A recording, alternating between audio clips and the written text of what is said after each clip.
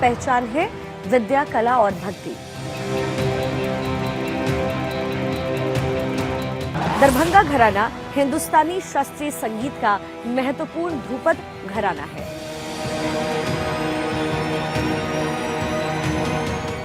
स्वाद मिथिलांचल से बेहतर कहीं हो ही नहीं सकता।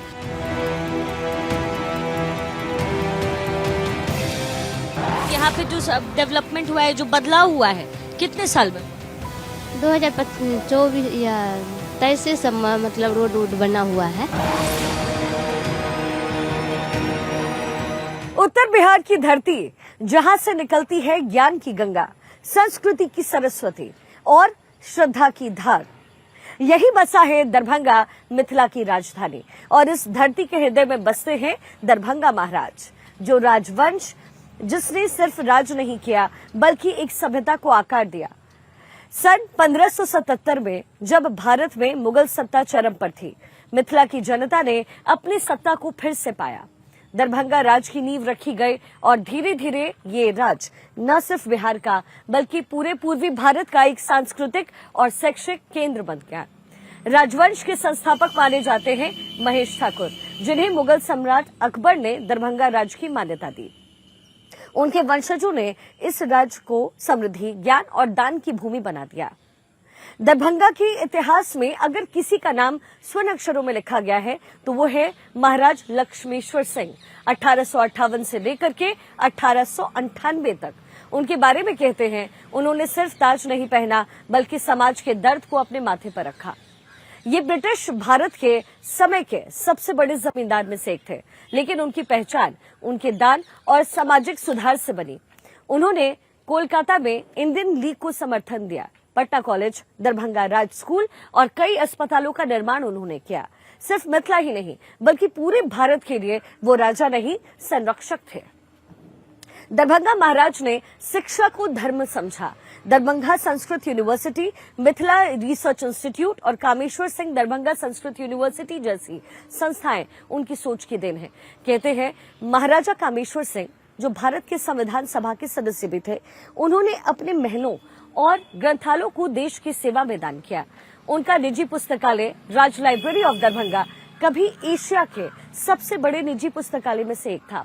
हजारों दुर्लभ संस्कृति, पांडुलिपियां, इतिहास के दस्तावेज आज भी इस परिवार की विद्वता का एक प्रमाण है। दरभंगा राज किस तरीके से और मशहूर हुआ? मिथिला की पहचान है विद्या, कला और भक्ति।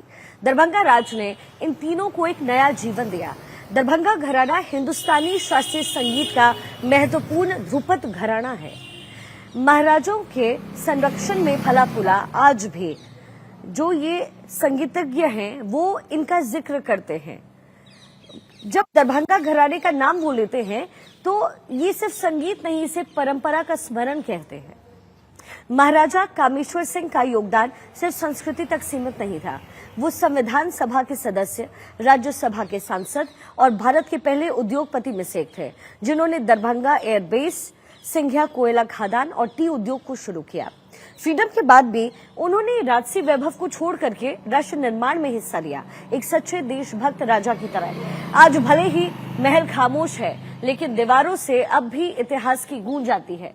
राजकिला, राजनगर पैलेस, लक्ष्मीश्वर संग्रहालय, एक पत्थर एक कहानी कहता है।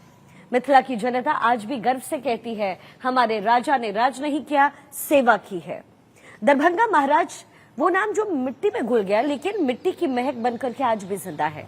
उनकी विरासत सिर्फ इतिहास नहीं बल्कि एक सबक है कि सत्ता का असली अर्थ है सेवा, और इसी भाव से उन्होंने काम भी किया। और अब हम आपको लेकर के आ गए हैं श्यामा माई मंदिर, जो कि दरभंगा में स्थित है। 1933 में इस मंदिर का निर्माण किया गया। ये काली मंदिर है जिसका निर्माण राजा कामेश्वर सिंह ने किया था 1933 में। और इस मंदिर को लेकर के काफी सारी किंवदंतियां हैं, काफी सारी मान्यताएं हैं। कहते हैं कि अचानक राजमहल में कई सारी घटनाएं हो रही थी। उसके बाद साधु संतों ने महाराजा से कहा कि इस मंदिर की स्थापना की जाए, मां काली की स्थापना की जाए, और फिर श्यामा मंदिर की स्थापना हुई। राजवंश के लोगों के साथ साथ यहाँ देश भर से आए हुए लोग श्यामा मंदिर में दर्शन पूजन के लिए आते हैं। सिद्ध पीठ में से इसे एक कहा जाता है और कहते हैं कि आप जो भी मन्नत यहाँ मांगते हैं, आप जो भी श्यामा माई से मांगते हैं वो पूरा होता है। साथ ही एक बार पूरी परिधि आपको दिखा देते हैं। एक तरफ श्यामा माई मंदिर है, दूसरी तरफ एक और मंदिर है, सामने शिव मंदिर है और कहते हैं कि बड़ा ही अलौकिक जो स्वरूप है इस पूरी परिधि का नजर आता है। दरभंगा राज जिस पूरे कैंपस में है उसी में इसकी स्थापना हुई थी। 1933 से लेकर आज 2025 तक लोग यहाँ पर पहुंचते हैं, दर्शन पूजन करते हैं और विश्व में मिथिलांचल में ये जो पूरी जगह है वो विश्व विख्यात हो जाती है। और इसके साथ ही यहाँ से लोग जल भरकर सामने जो शिव मंदिर है वहां जाकर के चढ़ाते हैं। एक एक मंदिर, एक एक कण कण जो है वो दरभंगा महाराज की गाथा को सुनाता है। श्यामा माई मंदिर बेहद अलौकिक स्वरूप है मां काली का और अगर आप इसको देखेंगे तो ये भव्य तरीके से बनाया गया है, नक्काशी की गई है और इसके साथ ही आप जो गुंबद है वो बड़ा सा बना हुआ देखते हैं, बेहद खूबसूरत नक्काशी। और इसके साथ ही गर्भगृह में स्थापित है मां काली की अद्भुत मूर्ति। काली पत्थर से इस मूर्ति को बनाया गया है। 4 भुजाएं हैं और बड़ी नेत्र हैं। कहते हैं कि कामेश्वर सिंह ने 1933 में जब इसकी स्थापना की तो उस समय उन्हें अद्भुत महसूस हुआ। जो पूरा राज परिवार है वो इसी मंदिर में पूजा करने आया करता था। आज ये मंदिर सबके लिए खुला है, श्यामा माई मंदिर, जिसको लेकर के लोग तरह तरीके की बातें करते हैं, उल्लेख करते हैं, इसका जिक्र करते हैं। कहते हैं मां काली का बहुत ही जीवंत स्वरूप है श्यामा माई मंदिर और मां काली चूंकि रौद्र रूप में होती हैं, आप उनसे जो भी मांगते हैं वो पूरा करती हैं। श्रद्धा भाव से इस मंदिर में सिर्फ केवल मिथिला के लोग नहीं, सिर्फ केवल बिहार के लोग नहीं, बल्कि दूर दूर से श्यामा माई के दर्शन के लिए लोग पहुंचते हैं। साथ ही ये जो आप सामने पोखर देख रहे हैं, जिसे मिथिलांचल में पोखर कहते हैं, पौंड तालाब जो कहते हैं, इसको श्यामा पोखर कहा जाता है। इसके साथ ही बजरंग बली का मंदिर एक हाथ पर और सामने आपको नजर आ रहा था शिव मंदिर। तो श्यामा माई का ये मंदिर बेहद अद्भुत स्वरूप में आपको यहाँ नजर आएगा, जिसके बारे में लोग चर्चाएं करते हैं। देश विदेश में इसको लेकर के चर्चाएं होती हैं और कहते हैं कि श्यामा माई का ये जो मंदिर है बड़ा जीवंत है। जो भी आप मां काली से मांगते हैं वो श्रद्धापूर्वक वो पूरा जरूर होता है। मिथिला की पहचान है विद्या, कला और भक्ति। दरभंगा राज ने इन तीनों को नया जीवन दिया। दरभंगा घराना हिंदुस्तानी शास्त्रीय संगीत का महत्वपूर्ण ध्रुपद घराना है। महाराजा ने संरक्षण में इसे रखा। आज भी संगीतज्ञ जो हैं इसका जिक्र करते हैं।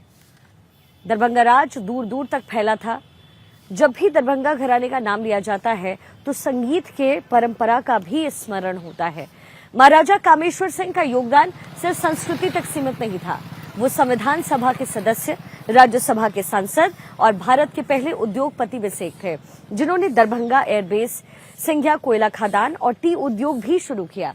फ्रीडम के बाद भी उन्होंने राजसी वैभव को छोड़ करके उन्होंने राष्ट्र निर्माण में हिस्सा लिया, एक सच्चे देशभक्त की तरह। ये महल आज भले ही खामोश है, लेकिन दीवारों से आज भी इतिहास की जो खुशबू है वो आती है।